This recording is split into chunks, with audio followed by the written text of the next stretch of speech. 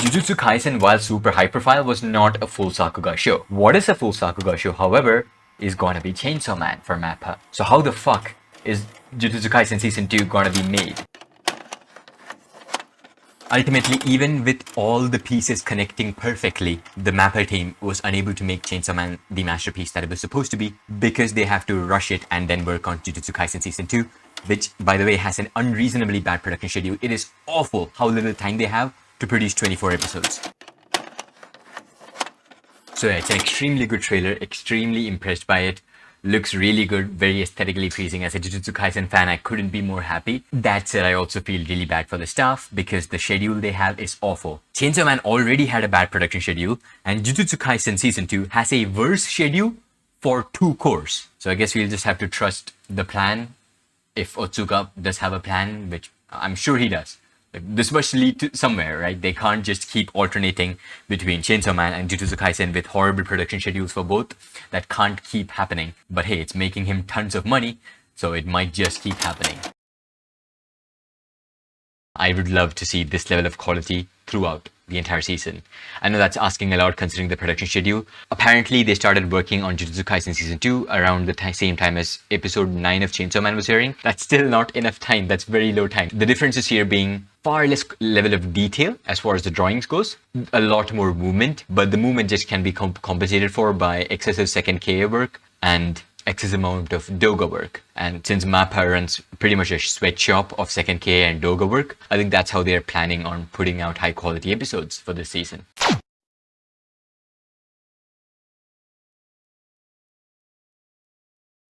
Now in that montage that I just showed you, there was another thing in common other than me constantly trying to drive into you the absolute state of Jujutsu Kaisen's production, that is. And that second common thing is fans defending Jujutsu Kaisen Season 2's production, saying that no, they actually do have enough time. Everything you are saying is based off on speculation. Now when I say fans, immediately one question should come up in your head, and that should be, fans of what? Fans of the artists? Probably not, because what you're doing is actively ignoring their struggle by denying its existence. Fans of the studio? A massive corporate entity that does not give a shit about you? Or fans of the representative head of said entity, which I hope is not the case. And I still don't fully understand why you would do that. How does it even make sense to call out the people who built a reputation around learning about the industry and sharing their knowledge as agenda pushers? People like them who passionately hate misinformation, what would they gain? How is it more believable that these people who have direct connections with people in the industry are sharing misinformation for the purpose of hating on a studio and its production, when the thing that they are mainly against is misinformation? The people in that industry, people at high positions themselves vocalizing their distastes and displeasure towards the conditions, were still ignored, or there were counterpoints given to their arguments when what they're putting forth are not arguments in the first place. They're just talking about their literal first-hand experience with the project that they're currently working on. It was never up for argument. Itsuki Tsuchigami aka Miso was talking about the bad production conditions of the show. Oh, but there's no proof that he's part of the show at all. Sota Shigetsugu aka Honehone hints that Jujutsu Kaisen 0 was produced in a span of 4 months, but he was not even part of Jujutsu Kaisen 0's production. He's probably talking about One Piece Film Red, because of course these artists are not even friends or anything. They don't even talk to each other, and of course never help out each other on a non-profit or non-credit basis. When have you ever seen that? That was sarcasm, by the way. That happens on a regular basis. I think the common idea is that, oh, he's trying to twist the majority Sakuga opinion to fit his narrative. And I can't speak for anyone else, but for me, no man, I'm just trying to share information. That's it. Let's talk about this video, by the way, the production hell for Jujutsu Kaisen Season 2. It was supposed to release half a year ago. It has been in its own production hell, ironically enough. The main reason for that is that I'm lazy, but the second main reason for that has always been that I've struggled to find the right approach to making a video like this. The most satisfying thing for me to do would just be to wiggle my finger in the air and say, I told you so, you fucking idiots, and you didn't believe me. That would be a cathartic experience for me, but it would make for an unsatisfactory viewing experience and would be a failure in terms of content. So what I'm going to try to do is just be educational. Whether we like it or not, Jujutsu Kaisen Season 2, and particularly the Shibuya incident, is an incredible educational resource for learning about anime production for all the wrong reasons. This is not about looking at the bright side or anything like, oh, the artists were killing themselves, but at least we got to learn something from it. No, that's not the idea. Jujutsu Kaisen Season 2 is not a project to be celebrated, but what should be celebrated is the success of the staff against all odds. The more MAPPA did their thing, yo, changes into praise for actual animators and directors, the more educated discourses around anime and animation production will start becoming. And this is not just my opinion, this is also the opinion of the guy who directed the 2 best episodes of the Shibuya arc. If I was trying to turn this into an educational experience, I would have to take us back to the origin of this project, by which I don't mean Jujutsu Kaisen Season 2, but Jujutsu Kaisen as a whole. Jujutsu Kaisen Season 1 did not have the best production schedule either. It had a pretty healthy pre-production time, but towards the end, it was a struggle to complete episodes. The only reason they succeeded was the sheer amount of staff on board the project. Jujutsu Kaisen is also a show owned by a production committee, being the Jujutsu Kaisen Production Committee. Now, this production committee is a single-celled organism, its only purpose being make Jujutsu Kaisen as profitable and marketable as possible. As such, the best way to do this is to keep it relevant in people's memory, and that's by pumping out content on a regular basis. But of course, if you pump out content too soon, that's not enough time for the artist to make your project as marketable as it could be. MAPPA as a whole to an extent, but Jujutsu Kaisen in particular has a significant place in Sakuga culture. Making the show look good is very important, and as such, a mid-ground needs to exist. A time period must be decided upon that is both cost effective but also allows the staff to operate at a high level. And as such, Jujutsu Kaisen 0 was given around a year to cook, which is the bare minimum time I would say that a movie needs to be in production, which would again give the staff around a year and a half to work on Jujutsu Kaisen Season 2. A year and a half is a pretty good production schedule. Ideally, it would be something like 2 years, but that doesn't make sense from a business standpoint. But 1.5 years, when you have the industry's top talent available at your disposal, is incredible. Even for Jujutsu Kaisen 0, for 2 hours of content to be produced in about 1 year is incredible. It has every reason to turn out into a masterpiece when you look at the staff on board. Jujutsu Kaisen's production committee has built a foundation for their success. There's no way they would lose.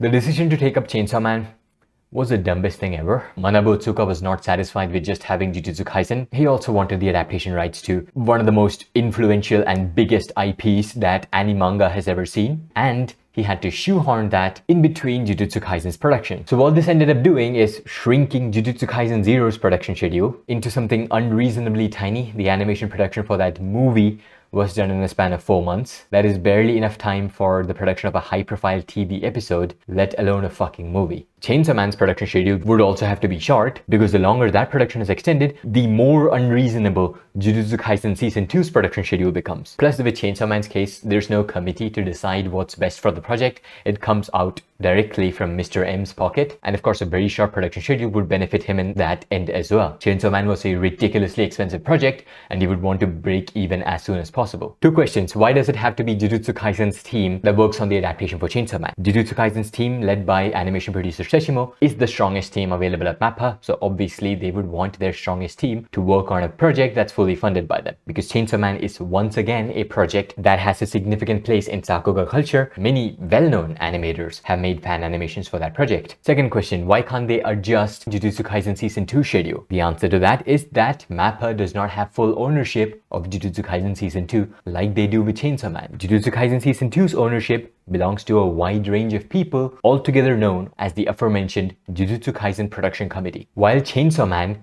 is content that MAPPA is producing after Jujutsu Kaisen, that doesn't make Chainsaw Man Season 1 the same as JJK Season 2. What the staff was left with was around 6 months to produce a super high-profile 2-core anime. The production time for a single high-profile TV anime episode can go up to 5 or 6 months. Now, of course, they're not working in episodes one after the other. Many episodes are in parallel production, but the aforementioned high-profile episodes also don't exist in a vacuum. They're also part of other big productions that had to make their own unique adjustments for those episodes to exist. And the production committee has no reason to postpone the release date. While postponing the release date would literally translate to the production schedule transforming from a measly 6 months to something better, from the production committee's perspective, The production schedule has always been 1.5 years. It was never 6 months. It was Manabu Otsuka's decision to cut short Jujutsu Kaisen Season 2's production by shoehorning Chainsaw Man in between there. This video though is not about Chainsaw Man. If you want to learn more though, I have made many videos that are relevant to the topic of JJK Season 2's production. But if I had to pick one video out of those as one that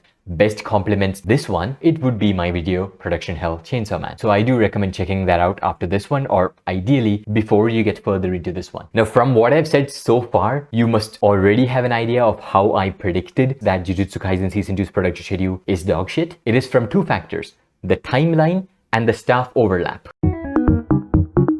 The idea of timeline is self-explanatory. My Hero Academia has a bad production schedule because they have to pump out a new season almost every year. If you were to say, actually, My Hero Academia Season 7 has a very good production schedule, I would ask you, how? Like, where did that period of time magically appear from? Of course, you can also get direct confirmations about this from the staff. When Honehone said 4 months about JJK Zero's production, you believe him because he's a person in the industry, and if he was wrong, his friends would correct him. You can also estimate that schedule. Jujutsu Kaisen Season 1 ended, which in itself was produced in an extreme crunch, which means that while the last episodes of JJK was airing, the staff was not already working on JJK Zero. They were still working on JJK to complete the last episodes of JJK. And of course, considering Chainsaw Man's production, it is totally realistic for Jujutsu Kaisen Zero's production schedule to be as low as 4 months, and, well, fully believable when the staff confirm it themselves. 4 months not even being the worst schedule I've ever seen for animation production for a movie tied into a shonen franchise, by the way. For Naruto's movie Road to Ninja, the animation production was completed in around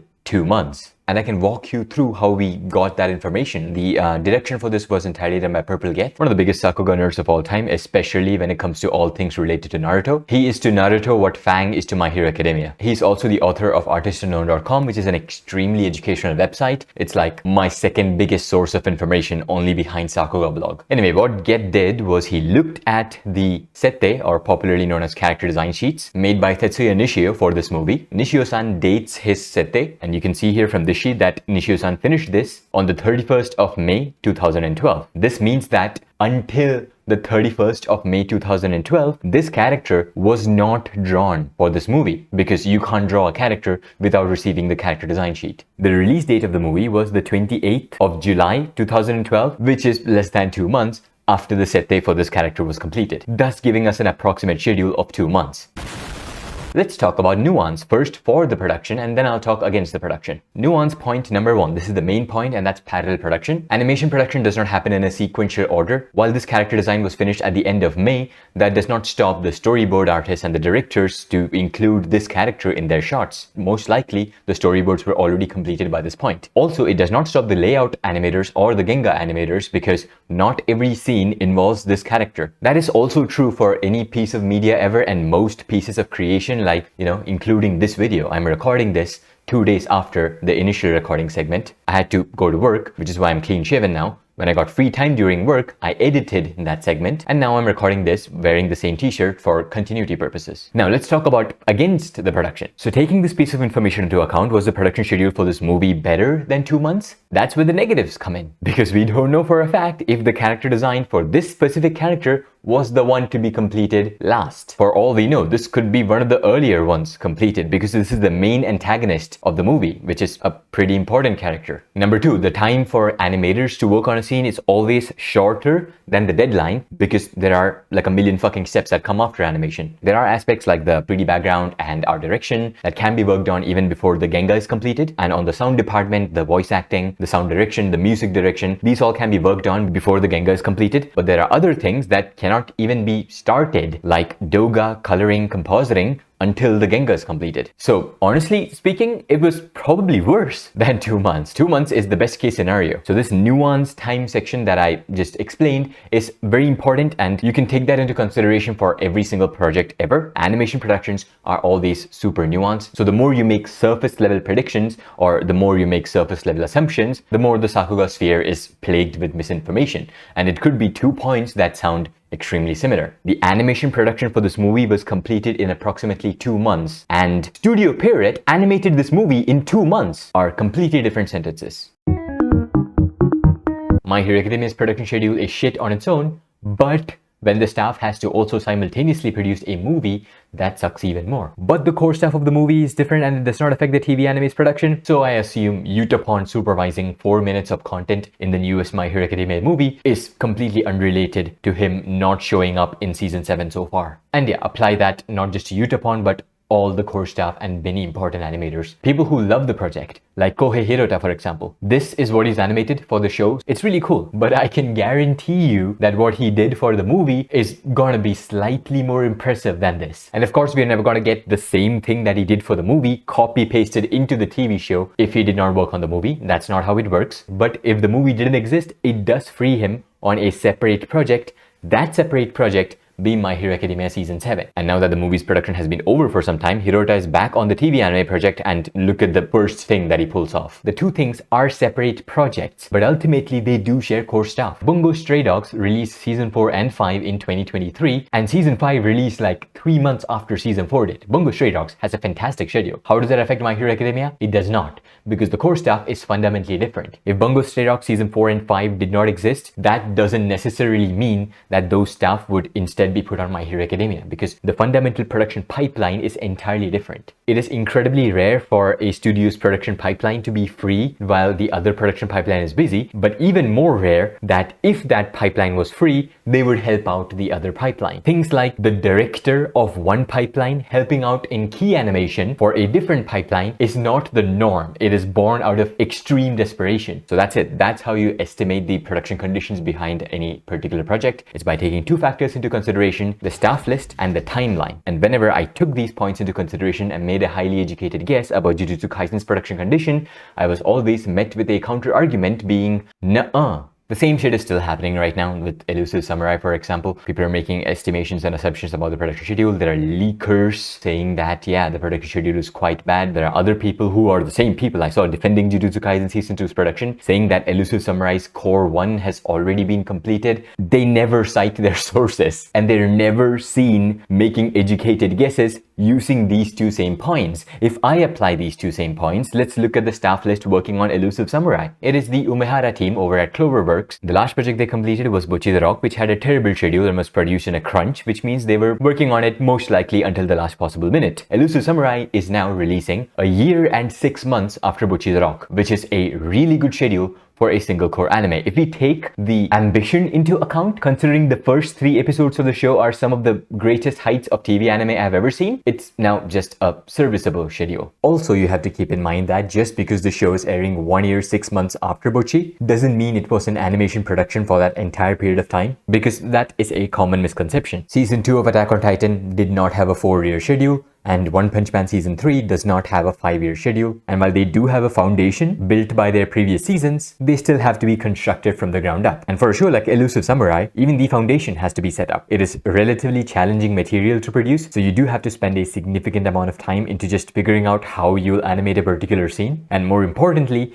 you have to gather the necessary stuff. The Umehara team has a massive number of connections, but it still depends on those connections, which are largely made up of freelancers. So when there are unfortunate external factors like 2 shows absorbing every single animator available in the industry, that in turn might result in your show struggling. Another thing we can look at is a giant quantity of second key animators, chief animation directors, and assistant animation directors, or what I like to call wastage of resources. Apparently, episode 2 of Elusive Samurai, which is the best animated episode of this year so far, was finished 3 days before the airing date. Looking at the staff list, I don't see how an episode completed within 3 days of its air date would only have a single animation director and less than 20 second key animators. In fact, the Elusive Samurai has one of the rarest staff lists I've ever seen, being the animation training director, in this case Yuichi Oka, and that is generally not seen in modern productions. Another thing you can look at is the production materials. When the animators themselves release super completed Genga instead of barely finished layouts, that's always a good sign. And the fact that they're releasing it themselves is very important, because it's them sharing their own work, which means they are the ones completing the Genga, either on their own or applying the corrections made by the animation director and then making the Genga for it. Unlike the studio releasing the Genga that involves dozens of second key animators, animation directors, and Genga man per scene, whereas the content that the actual animators are releasing is still unfinished work. With episode 7 of the show, however, which was not particularly mind-blowing with its visuals, it still had 11 animation directors and 41 second key animators. This is obviously not a good sign, but it could just be a mid-season hiccup that most shows go through. It might not actually mean much. And it's delayed.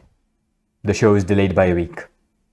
Yeah. These are the factual information that we can derive about the Elusive Samurai's production from a multitude of sources that you can look through yourself. Until the credits list blew up with episode 7, with the delay being the final nail in the coffin, I didn't have enough information to come to the conclusion that Elusive Samurai has a bad schedule. And that's the point. If you don't have enough information, it is okay to say that you don't know. Same with The Witch Hat Atelier. I don't know what is the deal with that production because there is no deal to be made out of it yet. I could assume that it's gonna be a bad production because the studio and the animation producer does not have a very good track record, but that is all it is. I have barely enough factual information laid out about the production that will allow me to make an educated guess. The more information available to me, the better educated my guess becomes. Witch Hat Atelier is only set to air after a year of Zom 100. That is not enough production time. Little factual information, a very uneducated guess. Absolutely not enough to be made a big deal out of. Doom posting about a production is equally as bad as ignorance and blind defense about a production, because at the end of it, both of them stem from misinformation. All of this shit comes from looking at people, the artists behind these productions that is,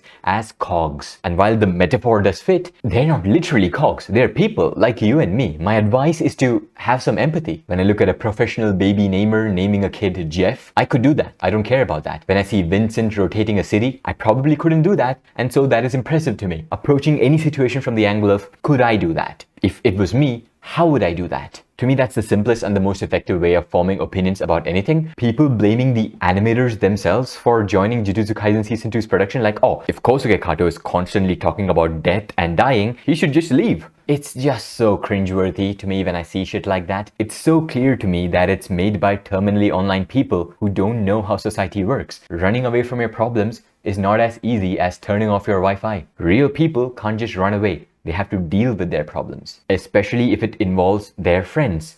A concept that people in Twitter are completely unfamiliar with, I'm sure. If Kosuke Kato left the production, by the way, the show would still be made. His friends would suffer a whole lot more not having him on board, and the suits would make just as much money. Besides, I'm sure that Kosuke Kato loves the show. So the only thing that would change is that the staff would suffer even more and the fans would get a worse product. One of the fans being Kosuke Kato himself. All of the people on board the Jujutsu Kaisen project are fans of the project themselves. What Otsuka is doing is literally holding their favorite IP hostage. He has a gun against Jujutsu Kaisen Season 2 and he's telling the staff, yeah, you know what? These are the healthy working conditions that I've given you guys. If you want to go above and beyond to make the show look good, sure, you can go ahead and do that. You don't need to though. I think if you were to work within the time period set by the company and use normal working hours, you would end up with something truly terrible. It's not a good idea to produce works that the public demands quality on an unreasonable schedule, because some people are caught between the two and have to cut back on themselves. So if Kosuke Kato, Naoki Mejima, and Shota Tamemizu decide to only sleep for 3 hours every day and spend every waking moment of their life working for the sake of completing this one scene, Otsuka has nothing to do with that. The staff and the fans want the animation to look good, of course, and the production schedule is unreasonably bad,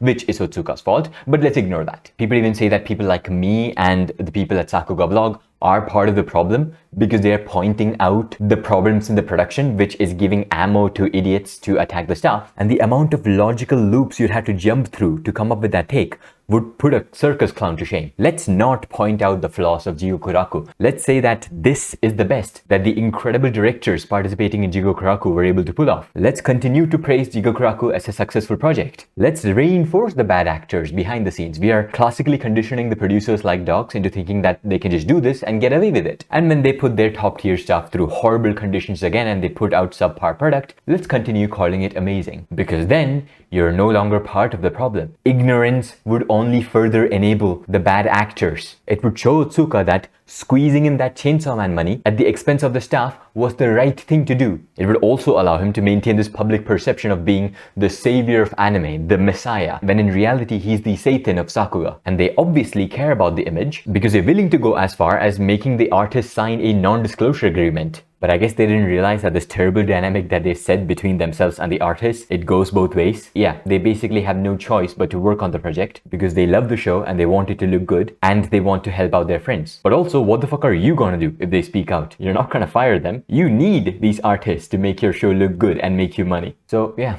don't insult or harass the actual artists who destroy their physical and mental health to put what you love on screen. And I'm saying that, I don't know what the fuck is even the point. I guess to be on the right side of history, I guess, because it's actually kind of useless. Anyone with a human level of conscience would already know what the right thing is to do. It's not like me saying that would make the haters go, oh, really? I guess I was doing the wrong thing. I'm gonna have to apologize to this animator who I called a piece of shit. If that's what you're expecting will happen, then get this strong reality check. These are the people who are classifying real people as overhyped or overrated because their output wasn't up to the mark of what these people consider to be the bare minimum. Now let's bring this video back on track by talking about one of the artists who was on the receiving end of many of these overhyped and overrated claims. The one and only Shota Goshozono. Now, I've always publicly expressed my feelings about Shota Goshozono. I think he's one of the greatest artists, not only of our generation, but of all time. But I never knew that he would be the best possible choice for Jujutsu Kaisen Season 2's director. Now, this was, of course, not a calculated decision by the production desk at Studio MAPPA. It's not like they knew that Goso would be the perfect choice. No, Goso was the perfect choice, but from their perspective, because of other reasons. He's young and has an insane level of talent pull in the industry. The perfect recipe for an ambitious hit project. Now, shit can obviously go wrong. Hiro Takamori succeeded with Heavenly Delusion, yes, because the production schedule was so good. Goso was already put in a position to fail. So I just expected him to use Jujutsu Kaisen Season 2 as a canvas for young animators to rebel against the terrible production conditions. And while it was that, to some extent, it was also treated with the utmost level of care and respect. Episode 1 of the season embodies that philosophy. The quality to resources ratio is just exceptional. Now, yes, the talent that was on board the episode was totally allowed to flex their skill, but also shots of just backgrounds flashing for a while, fixing the camera at a specific point and having the characters move past it at regular intervals creates a vibe, gives us context, keeps us engaged, and is not heavy on resources at all. Moments like Gojo de-beaning himself from chibi to regular form, this is, as Tiebu would call it, a beat. It sticks to you. You capture that moment into your memory and you remember that for a long time. But if you talk about the resources spent for that shot, chibi figures drawn on a static background that lasts for 30 seconds. See what I'm talking about? And he continued to do that for the project. The second ED had two key animators, just Shoichi and Takafumi Mitani. It was an ED that did not focus on animation as much as it did on strong drawings, and even more so on the backgrounds, the scenery, the overall aesthetic created combined with the music. It's a fantastic ED that uses up very little resources. For an ED like this to function, what is the most important thing? The most important thing is the idea. In this case, our main cast walking through real locations of Shibuya, taking photographs all around. An idea that will not require much animation supervision. Next is execution of that idea. Backgrounds that are drawn over real photographs used as a template to fit the aesthetics of the show, and more particularly to fit the aesthetics of this specific ED. While you are saving a lot of resources, who has to work the most to make something like this function? The director, a responsibility that Goso shouldered alone. This was his philosophy for the show. Whether he was doing emergency directions for episode 8, rushed and completed episode 18 so that the next couple of episodes could have a little bit more production leeway, did as much emergency key animation as possible, he shouldered the responsibility of the director. From the very first episode to the very last episode, he practically lived in MAPPA for the duration of Jujutsu Kaisen's production. He was overworked, sleep deprived, and doing all of this for the first time in his life. Did I forget to mention that? Jujutsu Kaisen Season 2 is his first time as a series director, and not once did he crack under the pressure. In fact, he was experimenting with new styles of animation at the tail end of the production. If there is one thing to take away from this video, is that if there was no Shota Goshozono, there's no Jujutsu Kaisen Season 2. While Goso was the most important artist behind JJK Season 2's production, he was not the only important person. You know how many of those terribly produced shows still have that one artist who sticks with the show and consistently shows up so that the show is still worth watching to some extent? Jujutsu Kaisen Season 2 had that artist as well. More than one artist. The one person who's pointed out the most as the artist of Jujutsu Kaisen is Sota Yamazaki, who did more work for the show than most artists managed for 5 separate shows. But it's not just Sota Yamazaki. Every animation animation director who worked on the show, had to work on multiple episodes and had to do more than just animation direction. Almost every single major artist who participated as an animation director for JJK Season 2 also to some extent did second key animation and in-betweening. It is usually the Sakkans who suffer the most in terrible productions, but when a production is fucked up to this extent, everyone suffers. The layout artists are given barely any time to animate, as this is just the first step of animation, so the sooner the layouts are completed, the quicker the other artists can work on it, which is actually a bad idea, because the lesser time spent on the layouts, the more rough and rushed they will be, which means more work for the animation directors to correct said artwork, which means more work for the second key animators to apply those corrections to the layout, which also means more number of animation directors and more number of second key animators, some of them being inexperienced and working in terrible conditions, which results in poor quality genga, which means extra work for the in-betweeners and the dogamen, who are already the most mistreated artists in the industry. And of course, the final product, or the product at any single one of these stages, is not up to mark. The directors will have to do a retake. Retake. So a retake. You probably don't want too many of these. Now, there's only one thing that's more painful than having to start work in terrible conditions, and that is restarting. Having to start over something that you've already done, it's painful. So I can't even imagine the mental state that Kazuto Arai must have been while he made this tweet. So yeah, terrible working conditions destroys every single pipeline. It affects everything and everyone, especially artists at higher roles, like animation directors, chief animation directors, and episode directors. But also the main animators who are expected to animate the highlights, who are expected to do their own genga. And yes, they somehow managed to do it, for the most part keeping the final artwork their own. Even artists who were not credited as main animators, like Yoto, Hayato Kurosaki, Daniel Kim, Dorian Coulon, Artist Unknown, etc., did an absurd amount of work, or they had to do an absurd amount of work. How the fuck is it even possible for an episode director to work in these many episodes, while he's also in charge of one of the main highlights of the season and thus has to dedicate a lot of time into that? Every person on board JJK Season 2's production was forced to work at 120% of their potential to showcase 50% of what they are capable of. But before I talk about the shortcomings, let's talk about the high points. Season 2 of Jujutsu Kaisen is much better than Season 1 in terms of visual quality. Now, it is an equally popular opinion to say that Season 1 is better looking than Season 2, but that take usually comes from the people who cannot name a single artist who worked on the show. Take what you will from that information. Yes, Season 1's low points were nowhere near as low as Season 2's Episode 8 or Episode 14, but the highs are not even close. There are only 2 episodes in Season 1 that match Season 2's quality, one of them unsurprisingly being the Goso episode. There are quite a few episodes though that match Season 2 in terms of raw animation power and in some cases surpass it, but their overall direction, compositing and art direction don't even come close to Season 2's best. When I say Season 2's production is a failure, definitely much more of a failure than Season 1, in no way am I saying that Season 2 is ugly, because even at its worst,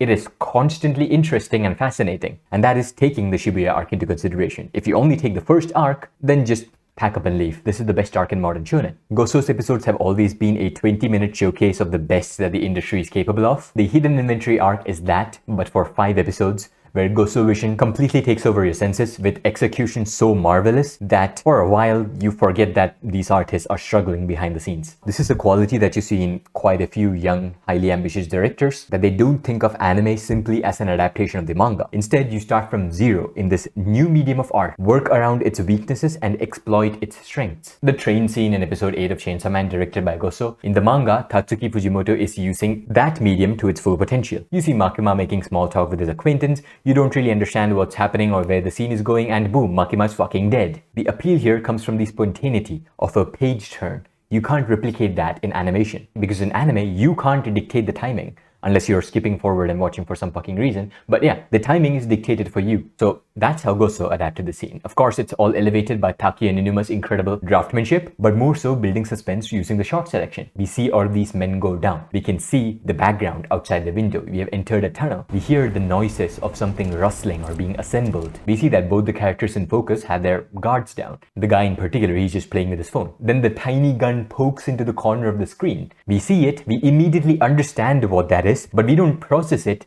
until the background changing dynamically, the building up of suspense using the sound direction. These are things that can only be utilized in this medium. You cannot use these in the manga. It truly captures the spirit of the manga without being anything like it, and Goso's vision was the same for the hidden inventory arc. I can best explain this by using episode 2 as an example for reasons that I will talk about later. Episode 2 starts off with an anime original scene, beautifully directed and animated, of Geto just making tea. At some level, it also has a sinister vibe to it. This might just be because we are overanalyzing it because we know how Geto turns out. The whole scene is a build-up to a joke, being this, and it is accompanied by a casual slice of lifey music. You might think that the only purpose of this song is to act as the punchline to this joke, which it does very well, but it also sets up the next scene and flows into it. There's more focus on the boat scenes for the anime compared to the manga to make the exposition scenes more interesting, and the background music still maintains that same casual vibe, whether it's losing bets or plotting in order to fight the strongest. It is just another day for Toji. The scene with Toji in the diner begins with him chomping off meat.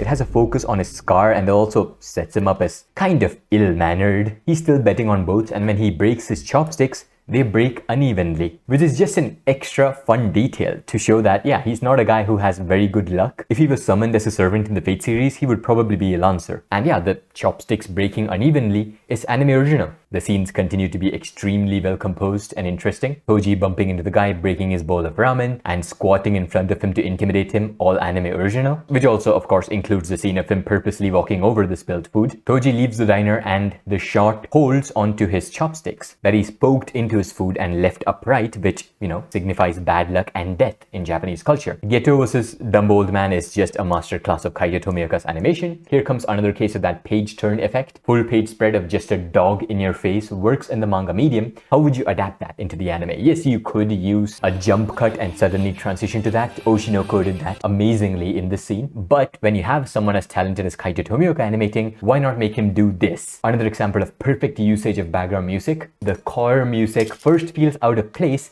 but then you realize that once again it's just being used as a punchline to a joke. And just like the previous time, it also carries forth to the next scenes, but this time going a level beyond. What started off as non-diegetic is now diegetic. Turns out that, yeah, Rika was indeed in the chapel, and the background music was coming from there.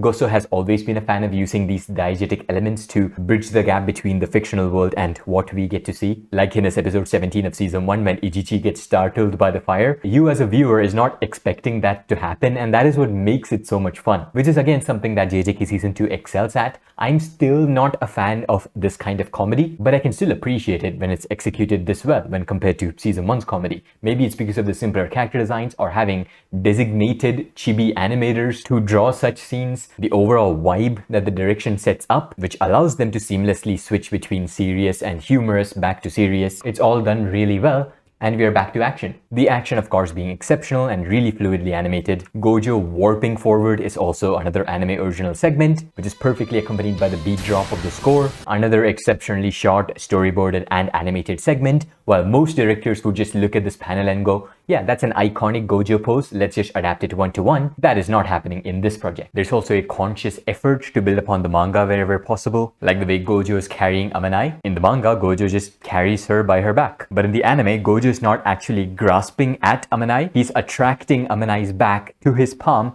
using his technique. It showcases a great understanding of the source material. And this is it. This is Goso Vision. So now why did I use episode 2 particularly? Because this is visually the lowest point of the first arc. I've made an animation breakdown for every single episode of this arc except this one. Other than that, I also think this episode perfectly encapsulates Goso vision due to the aforementioned reasons, but also because Goso is not directing this episode. It's Yosuke Takada. He has directed before as well. He directed the episode that comes after Goso's episode in season 1 as well, which I think is kind of funny. But in this case, he's also making his debut with the storyboard. He's never done storyboards before. And while there were some hiccups here and there, for the most part, it is exceptionally well done. This episode also marks no credit participation, that is animators who worked on the episode but did not receive credit for it. This can be because of a plethora of reasons, one of them being that they are not happy with the work that they put forth. It also gives us a very good idea about the behind the scenes and the production conditions. Dorian Colon working on a scene last minute because there are other artists who just could not put forth clean layouts in the schedule. He's also doing layout and not Gengai. The schedule is already that bad. Now, this happens in other projects as well. Let's look at Mob Psycho Season 1, a well-acclaimed production. We know for a fact, because it's confirmed by the staff, that for the last episode of Mob Psycho 100, the key animation was finished 1 week prior to its air date, which means that all the steps that come after, like Doga coloring compositing, was completed within that 1 week, and all the other steps that need finalization, like art direction, sound direction, music direction, 3D backgrounds, no 3D backgrounds for Mob, but yeah, everything else had to be completed in that 1 week. This might sound very tight,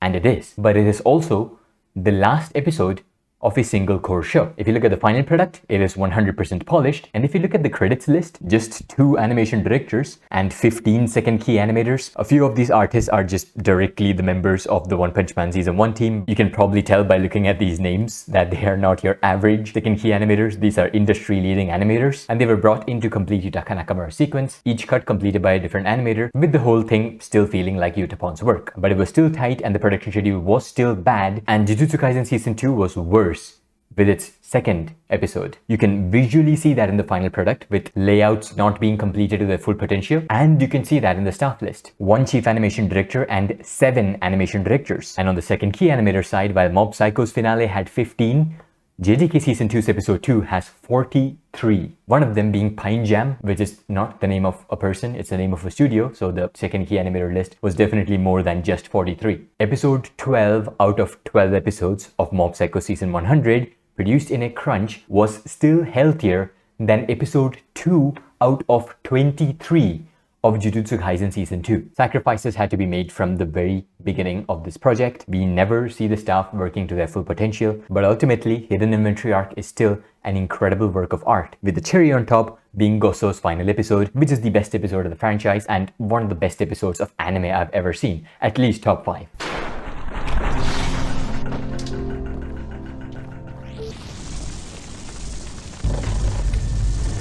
The Shibuya incident. For the Hidden Inventory arc, they had lead time. Even with the lead time, they were completing episodes right before the deadline. So for the Shibuya arc, you can imagine how it probably went. They still had a little bit of the lead time because of the parallel production idea that I mentioned before. And they also got the incredible 3-week break. If they can take 3 weeks, why not more than 3 weeks? That is because Jujutsu Kaisen finished airing at December 28th. Of 2023. The quota that the production committee set for MAPPA was to make sure that Jujutsu Kaisen Season 2 finishes airing in 2023. So the schedule was extended as much as possible. Thanks to Manabu Otsuka. Thank you, Manabu Otsuka. Of course, this is all his fault, and he could extend the schedule even more, but there would be a substantial loss to the production committee that he would have to pay out of his own pocket. Why would he do that when he can overwork the artist and achieve the same result? Anyway, the first episode of Shibuya arc once again made it seem like there are no issues behind the scenes. This time is the assistant director of the project taking the lead role, so unsurprisingly, it follows the series director's vision very well. The short compositions are really cool. Mundane sequences from the manga that are not particularly noteworthy are made to stand out through sheer animation power. The medium is still utilized to its full potential. The Daniel Kim sequence is really well animated, and the film grain added by the compositing team makes it look, well, like it's a movie. Same with the final sequence when the traitor is revealed and when the gang approaches Mekamaru's hideout, or what they think is the right hideout, and so it's accentuated with a green colored glow, but they are actually wrong, which is shown in the next scene where Mekamaru is actually at, which is accentuated with a red glow. But at this point, the cracks were wide enough for me to see it without over analysis, particularly with the opening. Like, this level of melting is bad in general, but especially for an opening. Episode 7 was a complete departure from Gosso Vision. Is it a good episode? Fuck yeah, it is incredible. I have an animation analysis video on it that's over an hour long. A lot of the project's philosophies are still here. A very young artist taking up a first-time directorial and storyboard role and acing at it. But the visual and directorial identity set by Gosso Vision is nowhere to be seen, at least for the first half. For the second half, it comes back. This very much has the same vibe that Hidden Inventory arc has. And while yes, this final product, as I said earlier, is still fucking breathtaking, it still kinda sucks that the visual identity of Jujutsu Kaisen Season 2 that Gosso had so intricately laid out was now completely broken. Part of the reason why Hidden Inventory arc felt so cohesive is because all the episodes were directly supervised by Shota Goshozono. Gosso is a very hands-on director and cares deeply about the visual language of his show. Our introduction to Season 2 being a grayed out setting where we delve into Geto's mind, with the first color illuminating the screen being blue, only for that color to then be a visual motif to when he switches sides and eventually completely loses himself. That's a level of cohesiveness that you usually will not get from TV anime where everything is fragmented. Everything is still fragmented, by the way. It's just made to be cohesive by Goso's leadership and input. Just because he's not credited in having input for 3 of those 5 episodes does not mean that Goso does not have any hands-on input for these episodes. An example I could use to explain this would be like this scene from Frieren. It was directly corrected by Keiichiro Saito, whose name didn't appear anywhere on that episode's credit list because he's still technically credited for it under the series director name. And the same applies to Goso. Though, as I said before, that invaluable Shota Goshozono hands-on input would now have to disappear because he simply does not have enough time to work on storyboarding his episodes, doing some key animation, and supervising the entire project. Also around this time, that is after the release of episode 7, and the upcoming disaster that is episode 8, a lot more information was available regarding the project to us. One of the curious ones being that some animators have already started working on key animation without the storyboards even being completed, and that again checks out with the parallel production idea that I've mentioned so many times at this point, but it's still indicative of horrible production conditions. Another thing that a few key nerds observed is the disappearance of a very key member, namely Takako Shimizu, who was one of the chief animation directors of episode 3, but more importantly was credited as one of the names under the main chief animation director credits list. Takako Shimizu's name is no longer listed under that from the beginning of the Shibuya arc. I wonder where she could have gone. What's this? There's a new Chainsaw Man project coming around. These two things might just be a coincidence, though it doesn't really mean anything unless a member of the staff comes forward and declares that the production desk has abandoned them. Regardless of everything I said about the bad conditions, it cannot be ignored that episode 7 is a near perfect episode. It's just absolutely fantastic to look at. The same, however, cannot be said about episode 8. There are 3 particular episodes in the season where everything just completely fucking collapses. And that number would be 4 if you ignore the Blu-ray. Yeah, but the point is, eventually in the production, you come to a point where the artist cannot simply summon an episode out of thin air. At the end of the day, people have to work to get stuff done. If you don't have the time to create thing don't exist. And the reason is not that it's a low priority episode. If you think this is a low priority episode, you need to change your definition of what a low priority episode is. Let's compare that to a good example. And this is an example that I always use. It is episode 4 of Mob Psycho season 1. Now from the surface level, while viewing the episode, it is not bad. If anything, it still looks excellent, except that the overall movement is lacking compared to the first 3 extraordinary episodes of the season. This is because the first 3 episodes were absolutely stacked in the key animator list, and episode 4 had Sadamoto Yuki and no one. No one is not the name of a person like Nothing Yukun. It's not like a Twitter handle, though that would be more believable. I just mean that there's only one person who key animated the entire episode and also did all the corrections as the solo animation director of that episode, which means that every single drawing was entirely made by Sadamoto Yuki, and it never breaks model. While limited, still maintains the really cool visual identity of the show because hey, it is still storyboarded by Yuzuru Tachikawa and manages to have its own highlights, some of them being unique to this episode. Like this, I love the textures of Teru's clothes here, and these are animated textures, by the way. This is not done by the finishing or compositing department. This is an example of saving resources. This allows for there to be breathing room for the rest of the season and especially releases the burden on the immediately upcoming episode. Now compare that to the low priority episode that is episode 8 of Jujutsu Kaisen season 2. One of the best animation directors in the business being Yosuke Yajima, helming the chief animation director role, needing 2 assistant chief animation directors and 2 animation directors and 6 assistant animation directors, almost 50 second key animators. I say almost 50 even though it's not really 50 because some of the names under second key animators is once again just names of straight up studios like fucking JC Staff Animation Department. So the number is most likely way over 50. And for the key animation side, while Mob Psycho 100 had 1 animator, episode 8 of Jujutsu Kaisen season 2 has a competent list of talented key animators including one of the main animators and Shota Goshozono himself. This episode had participation by So Miyazaki. So Miyazaki animated in Yuji vs Grasshopper. There is a universe where Yuji vs Grasshopper could have been a 2-minute animation spectacle by So Miyazaki, just like Tokunawa's Jogo. This is not a low priority episode. This is what I would call an emergency priority episode, which not only puts strain on the staff working on this episode, but also the upcoming episode, which is the exact opposite of what a low priority episode is supposed to do. Now you might be thinking they're allocating less time into working on this one so that it can allocate more time into working on the next couple of episodes.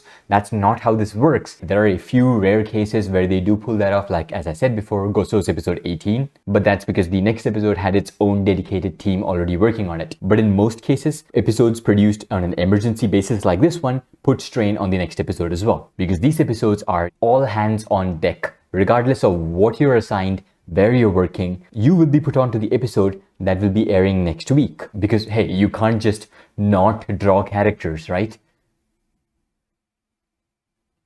The role of animation producers, specifically production assistants who are assigned specific episodes, is to bring in staff for that episode, make sure it's fucking completed. In episodes like this one, they bring in staff from wherever available, including the ones that are working on the other episodes, because they have no choice. But also, there are only so many people that one guy can communicate with at a specific point in time, so you need multiple production assistants. Like for this episode, what the fuck is even an production assistant? And why do you need 2 of them on top of the 2 production assistants that you already have? Production assistants also have an equally important role, which is to relay information. If the layout artist has completed the layout for a specific cut, the episode director and the animation directors come to know via the production assistants. And when your episode has dozens of layout artists and hundreds of second key animators, relaying that information can get quite challenging, especially when you open the can of worms that is foreign outsourcing. When the sun is up in the land of the rising sun, Lil Cree is sleeping in the other side of the world. So how are the production assistants able to communicate with this many people, many of them being in different time zones?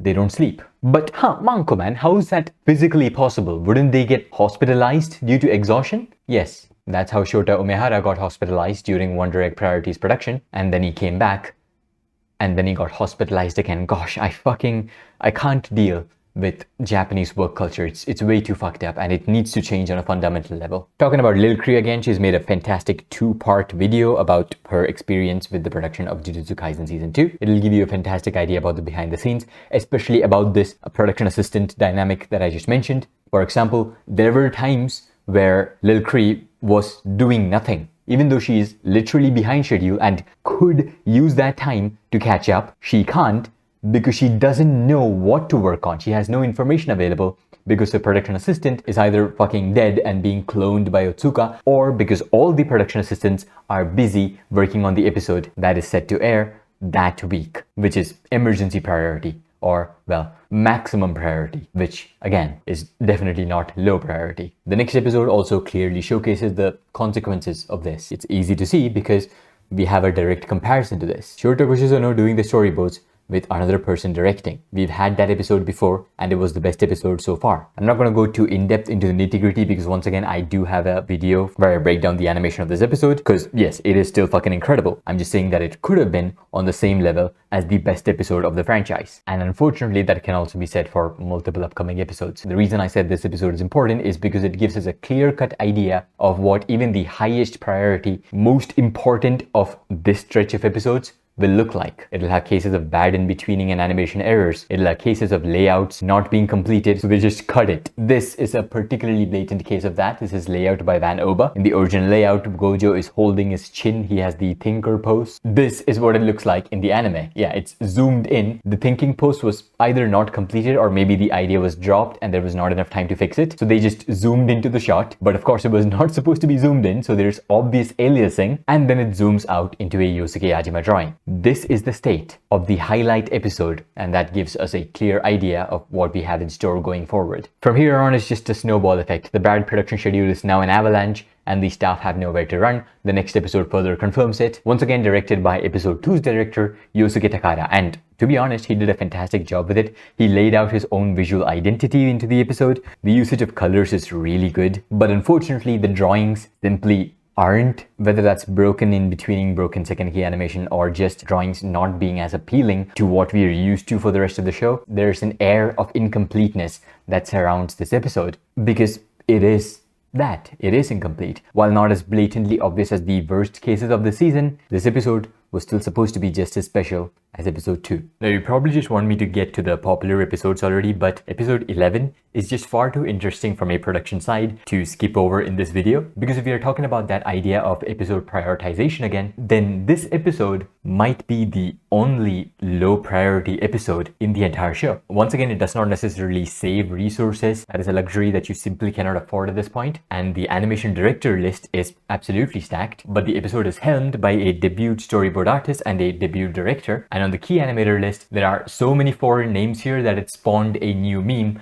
that being the Twitter Kaisen meme. Fortunately, youngsters idolizing Yutaka Nakamura actually tend to be good at action, and so the action in this episode is surprisingly good. There are ups and downs for the storyboards. There were talks about how Kurosaki wasn't able to convey his ideas very well via his storyboards, but that's again to be expected because this is not the environment to make your storyboard debut. Or, well, if Vistoria has shown us anything, is that even the top artists in the industry won't be able to showcase their vision if the working conditions are that bad. What Hayato Kurosaki did do, however, is correct almost every instance of effects animation in this episode, because of course he did. Overall, this episode is quite good because there is a lot of movement courtesy of all the young animators who worked on it, and the designs look pretty damn good, mainly because of Yosuke Yajima. Some of his drawings in this episode are up there with the best drawings of the entire show. Now, one artist who usually goes under the radar while talking about this episode is Dorian Coulon, another one of the not main animators of the season. The credits simply state that he did key animation for this episode, and that absolutely does not do justice for the amount of work that he actually did. While yes, he did animate the main action highlight of this episode, which he probably did back when this episode was not even in its pre-production stage, because hey, you gotta show something for the trailer to pretend that these episodes exist. But he did so much work outside of just the key animation that it wouldn't be far-fetched to credit him as the assistant director of this episode. He basically acted like a pseudo production assistant for this episode, like Tatsuya Yoshihara did with Black Clover. That is the main reason why we see so many Twitter gen animators part of this episode. And he was supervising a lot of their works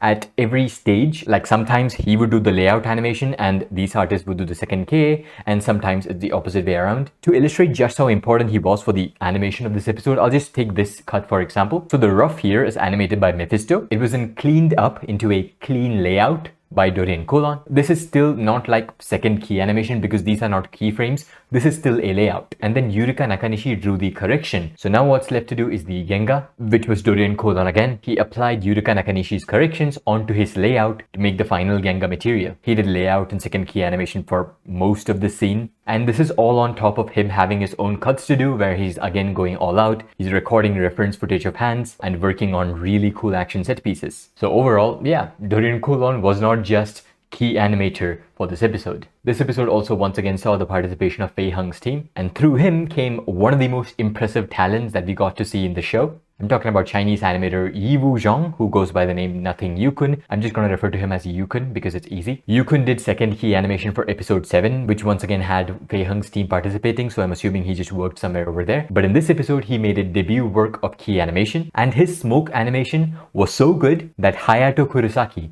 did not correct it. Hayato Kurosaki not having to correct a debut artist smoke effects kind of reminds me of Danny Cho and the work he did for Oshinoko. Kappe corrected over 1,000 cuts for Oshinoko's first episode. But then this guy who's never worked in the anime industry starts animating, and his artwork is so good that Kappe doesn't even bother touching it. Now let's get to episode 12. Oh boy. So this episode was directed by Shunsuke Okubo, who has definitely not been shy about letting people know how horrible the working conditions are. Him being the absolute Chad he is, still found a way to work around the production conditions, and so this episode is still super impressive. This episode has very liberal usage of shorthand drawings. Detail is a double-edged sword. If you're adding too much detail, it's just difficult to draw, but also it allows you to convey more. Using shorthand drawings is the exact opposite. It would be easier to draw, but you can convey less. So you need to have that artistic sense, that solid grasp over the drawing fundamentals to make shorthand drawings appealing. Okubo did not sacrifice his vision whatsoever. The short compositions are absolutely beautiful. The perspective drawings are great. That said, the episode did struggle a lot with the animation and, well, the character drawings and the corrections. The close-ups of the characters just looked nothing like the characters. Many of the faces and features were quite flat, and sometimes the animation just completely broke down. Thankfully, These are not the things that this episode is well known for. It's well known for having spectacular fucking direction, for having that awesome stylish meme sequence where the close-ups were animated by Okubo himself and the neuron activating mommy walk was animated by an artist who closely works with Okubo, but here he went no credit for reasons that you can possibly guess. And of course, last but not the least, the main highlight of this episode that pretty much saved it was Sota Mizaki's career best work. I think these corrections single-handedly made a lot of blooming Sakugatards learn more about animation direction and corrections. If you want to learn even more about this episode, once again, I do recommend watching Lil Kree's 2 videos where she talks about her experience working on the show, because this was the first work that she did for Jujutsu Kaisen Season 2. And I just realized that I've been referring to her as Lil Kree, as if she's like a fucking mumble rapper or something. Her name is Lee Kree, not Lil Kree. I'm sorry about that. Episode 13. This is the #1 favorite episode for a lot of Jujutsu Kaisen fans, and for me, I would say it's definitely in the top 5. And there is a world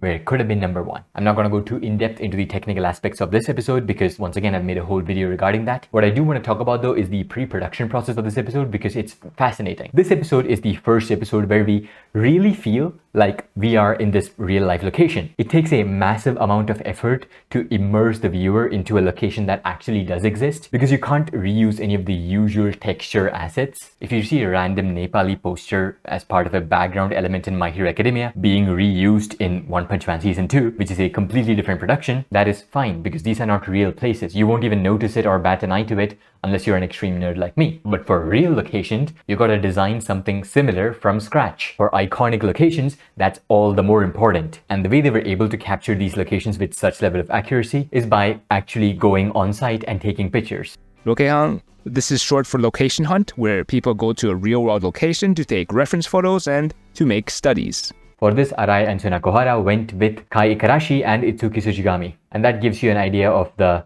what could have been aspect. If the schedule allowed for it, Kai Ikarashi would have worked on the actual production process of this episode, but he couldn't because the schedule was so bad and he was preoccupied with Dungeon Meshi. Similarly, Miso could have and would have participated in the animation if he wasn't already preoccupied with trying to finish as much material as possible for episode 17. Another thing that the directors did for the sake of immersion is that they made the process as streamlined as possible. This would take up a lot of pre-production time, but hey, it would also make the production process itself pretty easy, as long as the production time is not insanely short. Anyway, the first thing that they did with the streamlining was the usage of Storyboard Pro. This was recommended to Arai by Gosso, and this removed the requirement of having to make the timesheets for the storyboards. Another thing was the construction of 3D space. This means that all those posters and textures that's placed in a very specific point in space only need to be placed at that point once. Unlike if it was 2D art direction, you have to draw that uniquely multiple times. The reason Arai used 3D backgrounds in the first place was because he watched the behind the scenes of Shin Godzilla and the 3D background usage in the Shin Eva movies and was inspired by them, wanted to try something similar. So now the production process was as streamlined as possible. You have rendered 3D backgrounds and tons of live action footage that makes animation visualization as easy as possible. So the 2D layouts can be drawn very quickly. So how much time did they have for the layout animation? 2 weeks.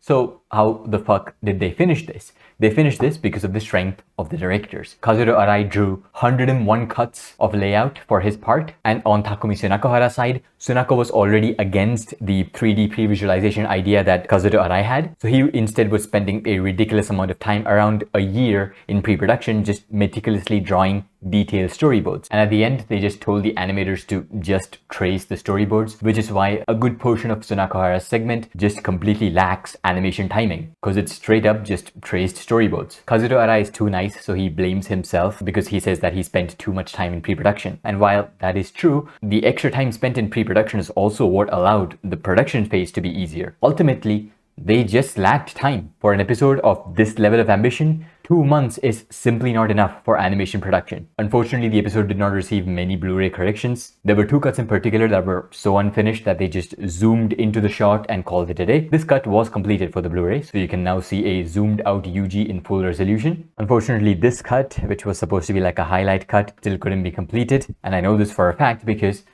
I've seen the storyboards.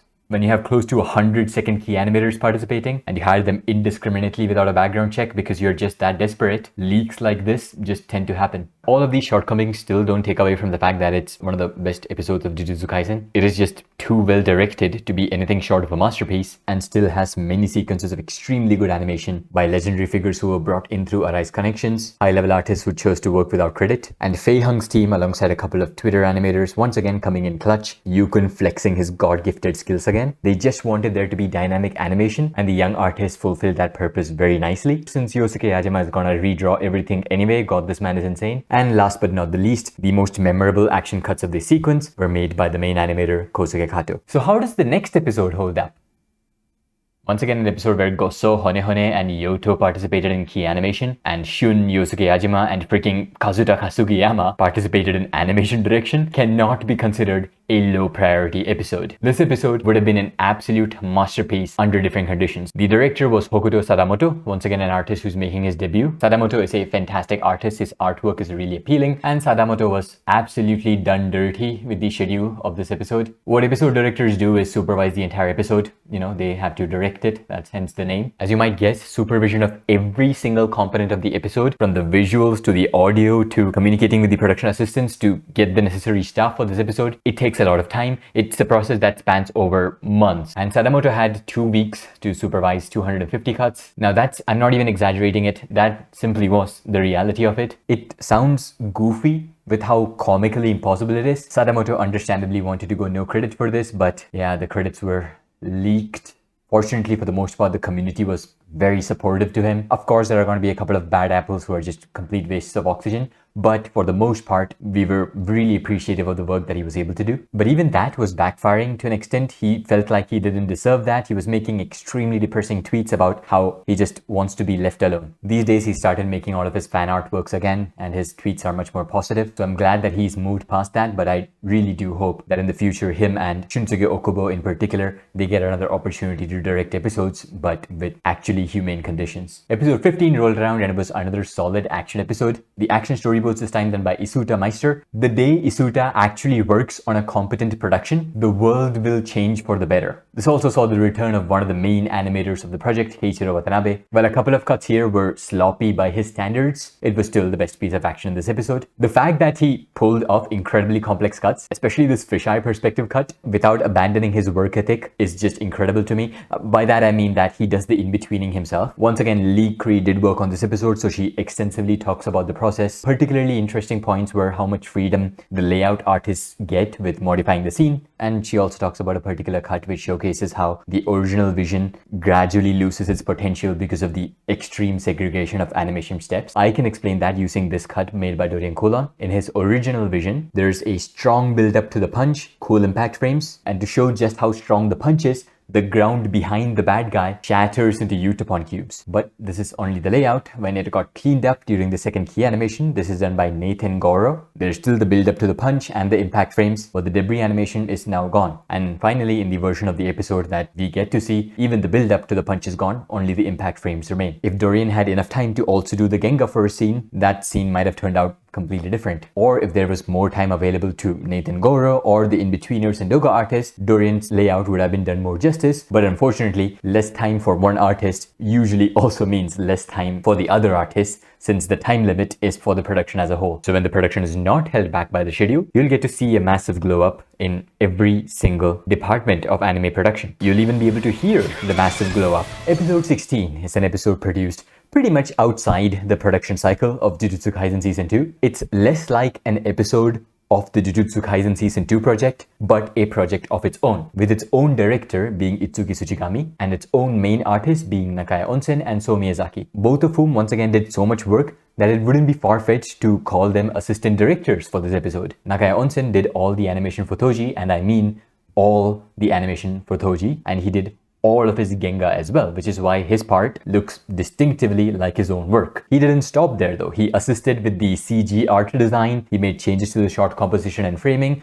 He was directing the episode. Same with So Miyazaki, key animating the entirety of the Sukuna vs. Jogo fight, but most of the ideas of that fight also came from his head. Some of the ideas directly made it, like the birdie cut. Some ideas were only changed slightly. Even in some of the ideas that were abandoned, like this incredibly goofy sequence of Jogo's bugs driving a car onto Sukuna, you can still see that the layout of the car explosion itself made it into the episode in a slightly different form. And the next cut where all the cars fall on top of the road to visualize some sort of a cage around Jogo. Yeah, this idea was not used at all in the final product, but it ends with Sukuna hammer fisting Jogo. So you can see how even though the shot was completely changed, the idea still made it. This episode is a masterpiece. I have a video on it. Watch it. So having two other artists basically direct your episode alongside you must have been a massive help to Miso. In addition to the already better conditions that he has for this episode, he also had two additional directors working with him in the next episode, but it didn't go so well. Episode 17 of Jujutsu Kaisen Season 2 is a historical episode, and anyone who's even slightly interested in animation production should study it as deeply as possible. I'm not going to talk about it much here because I have over 2 hours of content on this episode. Same with the coming few episodes, I've talked about them extensively. At this point into this video, you've learned almost everything that there is to learn about this production, and if you were watching the show as it was airing, you were probably just as surprised as I was to see that the production was somehow still managing to stay afloat. At this point, Jujutsu Kaisen was going through the very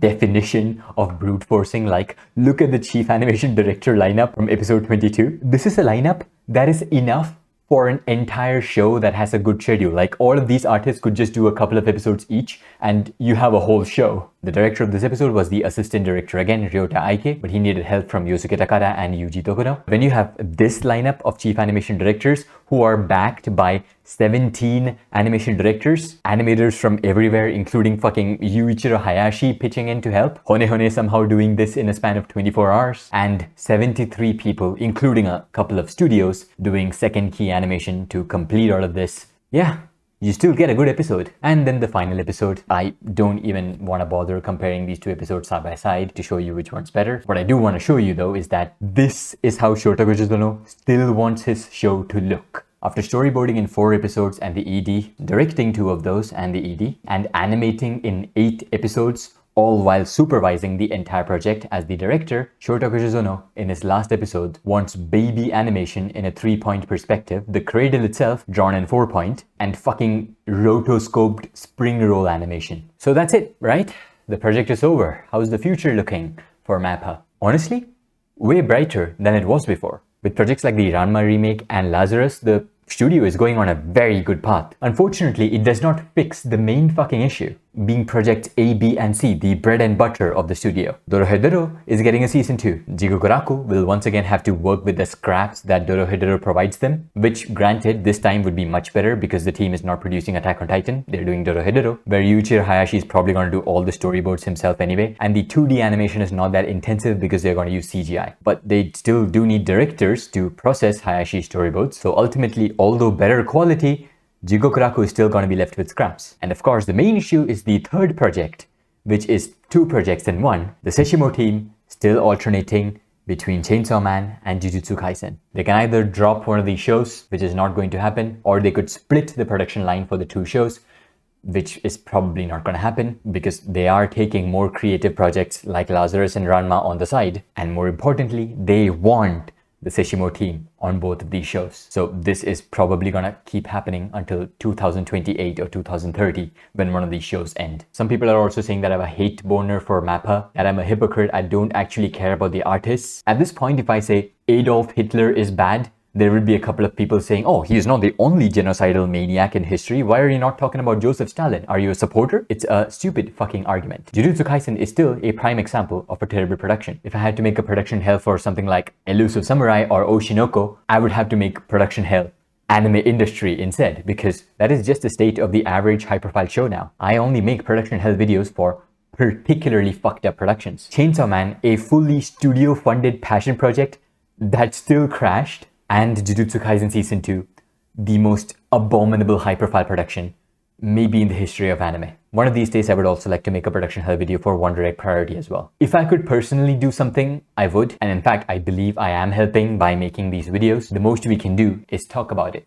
Make these issues known. I'm also glad that Chainsaw Man did not make as much money as Otsuka hoped it would. You can rebel against these practices by not buying their merch, especially for Chainsaw Man, which is fully funded by MAPPA. But at the end of the day, enjoying art does not need to get political. shitty practices exist everywhere. When the next Doom video game comes out, I'm gonna wholeheartedly support it, even though Marty Stratton is a piece of shit and he can go to hell.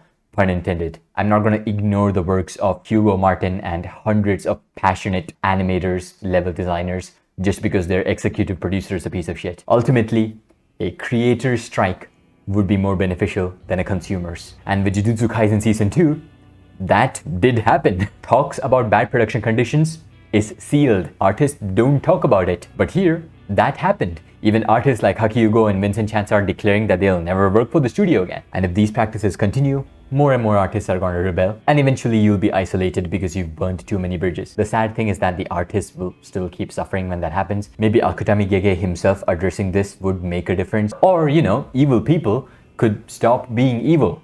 For every single artist who did anything on this project and every single production assistant who had to make 1 billion calls per day to manage everything, I have the utmost respect for you. Thank you from the bottom of my heart, and please take care of yourselves. This was truly our sorcery fight.